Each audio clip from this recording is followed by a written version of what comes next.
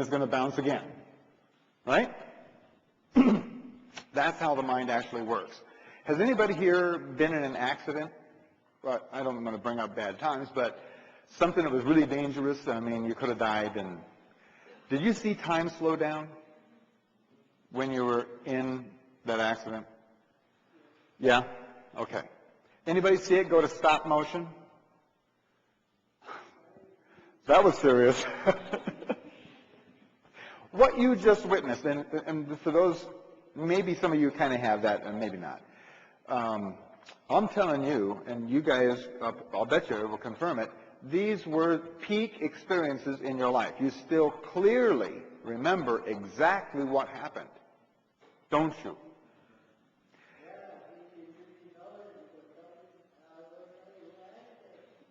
Oh, yeah.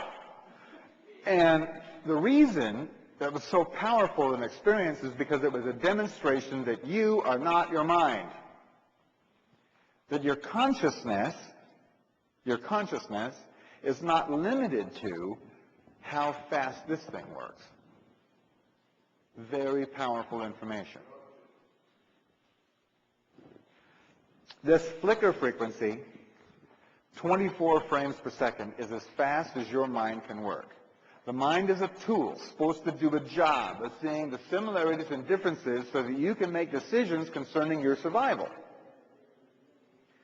Now, when the mind, which is a self-preservating mechanism, when the mind understands that it can't do its job or it's not adequately able to make good decisions about your future, it's got a built-in, evolved-in safety override.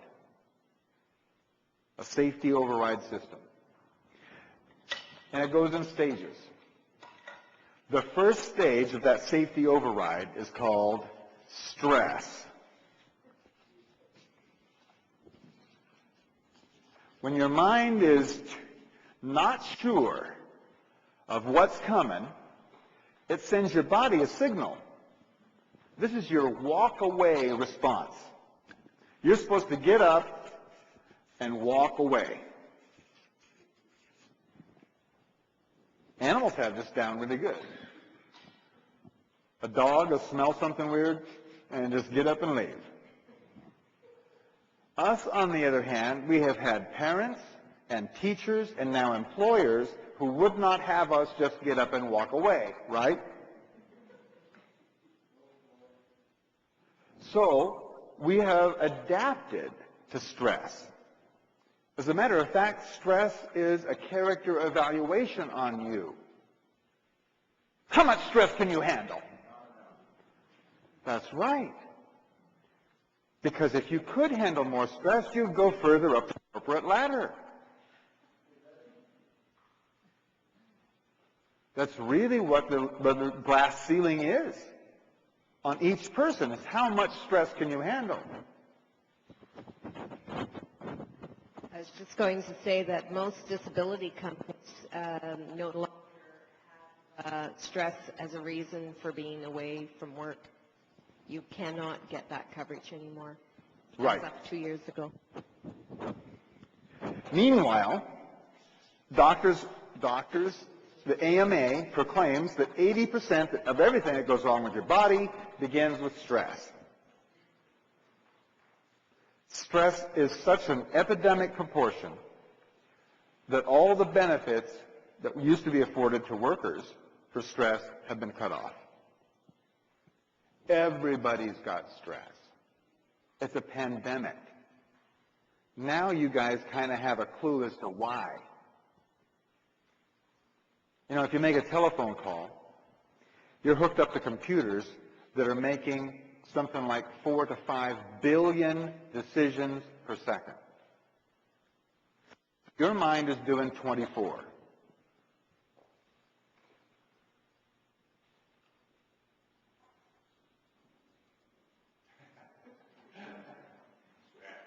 Consciousness is moving at least 5 billion decisions per second. You understand that consciousness is as fast as you can realize? So now we're talking about nanoseconds. which is 1/1000th of a second. I mean, 100,000th of a second. Wow. Consciousness has just sped away from your mind. It used to be when this territory was settled, the people who settled it built everything in their house. From the foundation to the floor, to the windows, to the bunk bed, to the chairs, the tables, everything they built with their own hands, didn't they? Except maybe the pump and the skillet. Everything else, they built it.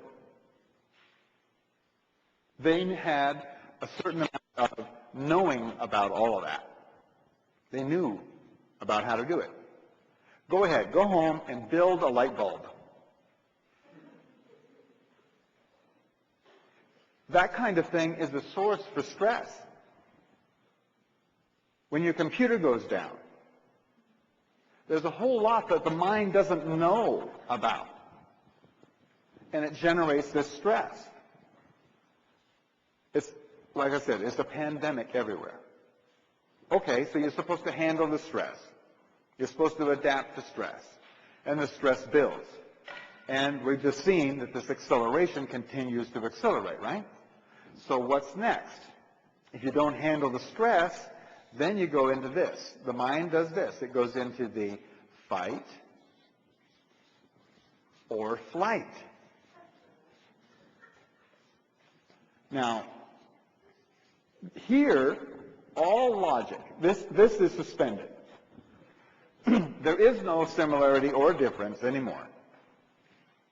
It's just a drop of adrenaline in your system, and the body is supposed to either run away or fight its way out to preserve your idea of survival.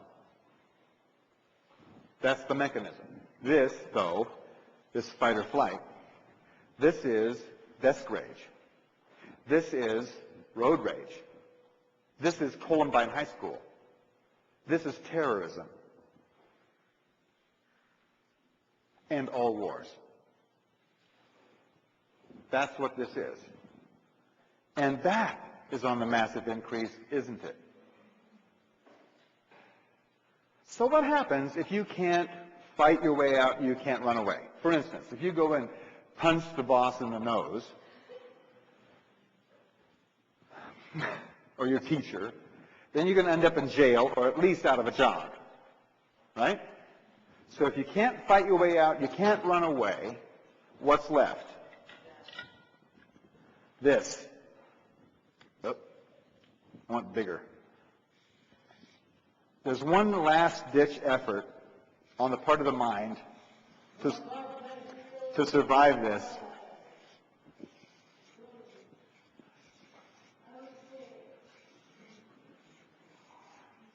Unconsciousness.